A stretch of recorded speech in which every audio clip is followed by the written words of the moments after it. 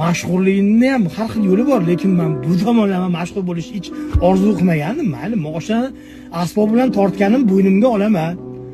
Ba'zi bir holatlarda Tailandda kalta yeb urushganman, yutqazganman, sharmanda bo'lganman, bo'ynimga olaman. Qizlar bilan birga jinni videolar qilganman, bo'ynimga olaman. Lekin jalab endi qizlarni chot norozi chiqib ketdi. Ko'rinar-ko'rmas deyish. Jalab erkak qudalik bo'laman. 25-yanvarda qizim 18 ga kirdi kecha. Yasmina qizim 18 yoshga kirdi. Haligi ularda shunaqa hozir unaqa kelyapti. Endi oyisi bilan aloqa uzilib ketgan bo'lsa ham, baribir opachalarimiz orqali gaplashib turishadi. Qudalar kelyapti, sovchilar harakat qilishyapti ekan.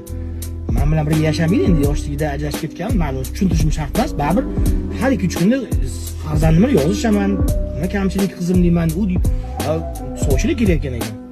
Ertaga jalab to'y bo'lsa, qudalar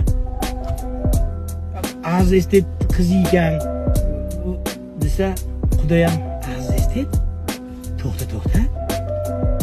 Anu dalboyob masma ish qilib, bolam deb kuyov bo'lib aytib tursan, kuyovga.